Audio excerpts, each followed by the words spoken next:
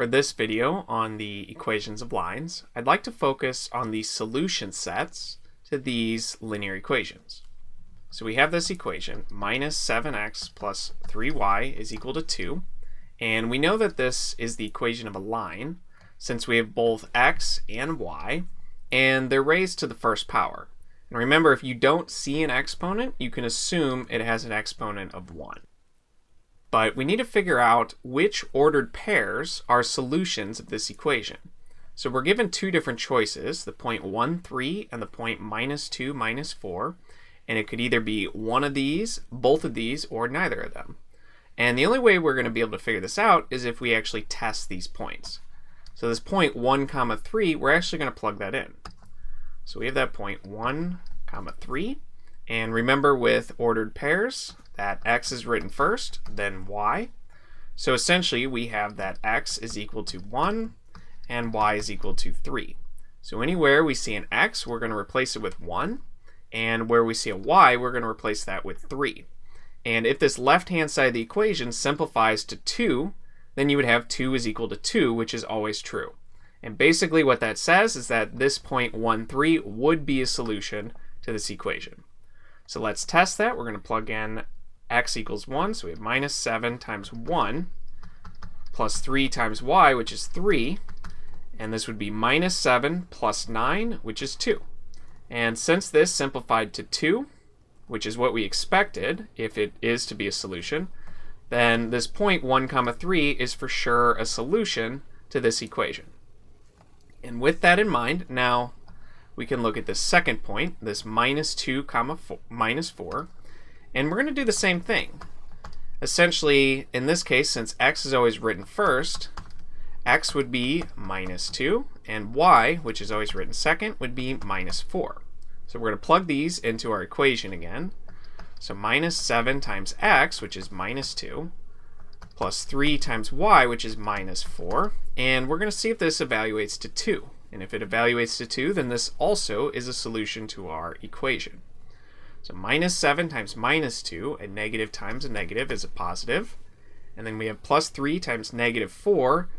Minus times positive is a negative, so we have minus 12, and 14 minus 12 is 2. So therefore, this is also a solution to our equation. So it looks like both 1, 3 and minus 2, minus 4 are solutions to our equation. So the correct choice for this problem would be C. And with that out of the way, let's look at a couple more example problems.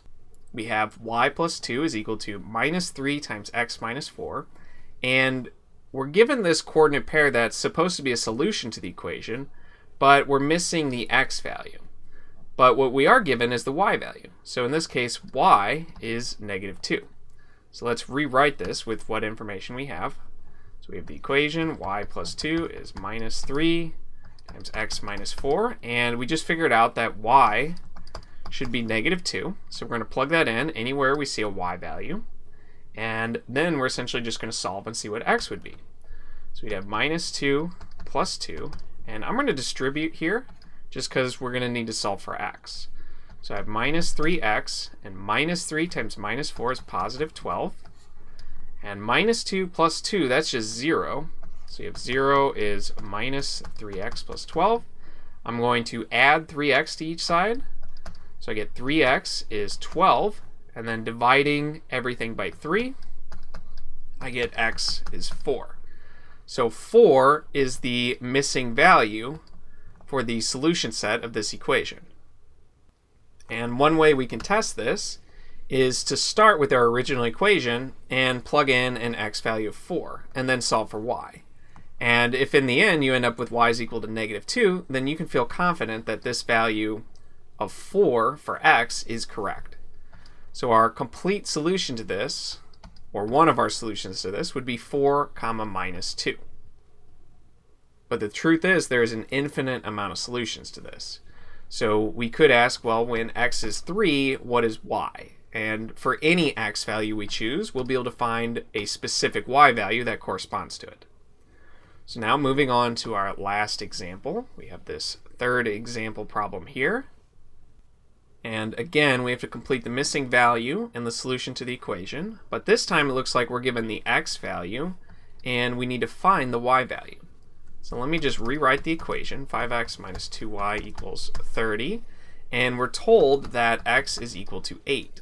So I'm going to take that value and plug it in anywhere I see an x. So I have 5 times 8 minus 2 times y is equal to 30. And now I'm just going to solve for y. So this is 40 minus 2y equals 30. Let me make just a little bit more room here.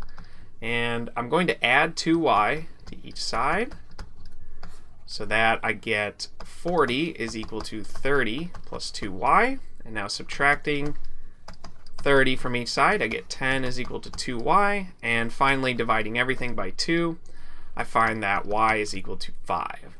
So essentially what we found is that the missing value here would be 5. So the coordinate pair 8, 5 is a solution to this equation. Though, like I said with the previous one, if you want to check this, start with this y value of 5, plug it in here, and see if you can solve for x. And when you solve for x, you should get a value of 8. And if you do get a value of 8, you can feel confident that this coordinate pair is for sure the correct answer to this question.